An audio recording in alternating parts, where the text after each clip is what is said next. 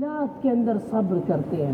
میرے بھائیوں، احادیث مبارکہ کے اندر صبر کی تفصیلات آئی ہے، چنانچہ صبر کی 3 قسمیں بیان کی جاتی ہیں۔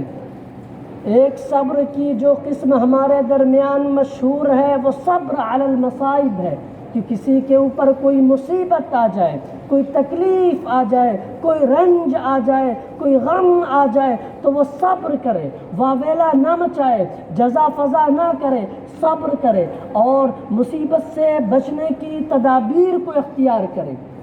یہ صبر علی المصائب ہے۔ لیکن صبر کی 2 قسمیں اور بھی ہیں، ایک ہے صبر عن المعاصی اور ایک ہے صبر علی الطاعت۔ صبر علی الطاعت یہ ہے کہ اللہ رب العزت والجلال کی بندگی پر جمع جائے، نماز پڑھنے کا جی نہیں چاہتا لیکن نماز شروع کر دی جائے، قرآن کریم کی تلاوت کا جی نہیں چاہتا لیکن قرآن کریم پڑھا جائے، یہ صبر علی طاعت اللہ ہے۔ میرے بھائیوں، اس کی مثال نبی صلی اللہ علیہ وسلم کی حدیث مبارکہ کے اندر خود ملتی ہے۔ چنانچہ آپ نے فرمایا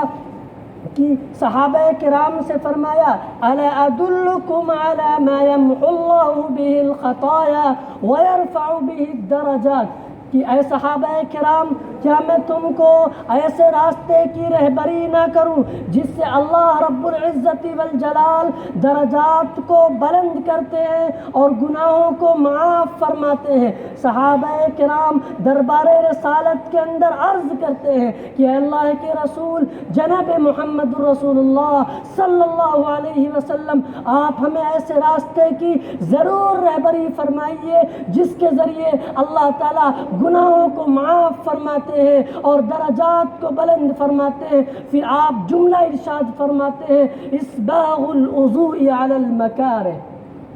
کہ وضو کو مکمل کرنا ناگواریوں کے باوجود۔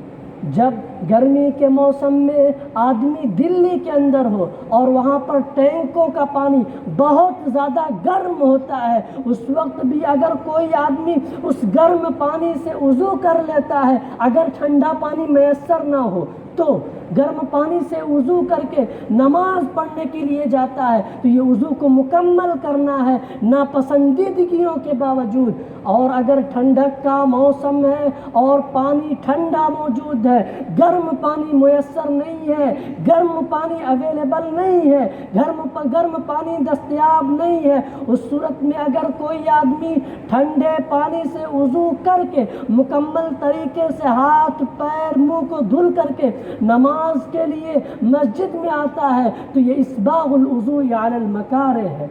تو یہ بھی صبر علی طاعت اللہ ہے، یہ بھی اللہ کی بندگی پر جمنا ہے۔ حدیث مبارکہ کا اگلا ٹکڑا ہے وَكَثْرَةُ الْخُطَىٰ إِلَى الْمَسَاجِدِ، کہ اپنے قدموں کو کثرت سے مسجد کی طرف بڑھانا، اللہ کی عبادت کے لیے، اللہ کی بندگی کے لیے خود کو تیار کرنا۔ اور حدیث مبارکہ کا تیسرا ٹکڑا اور آخری ٹکڑا یہ ہے وَانْتِظَارُ الصَّلَاةِ بَعْدَ الصَّلَاةِ، کہ ایک نماز ادا کرنے کے بعد ظہر کی نماز ادا کیا ہے، بزنس کے لیے دکان پہ گیا ہے، بزنس کے لیے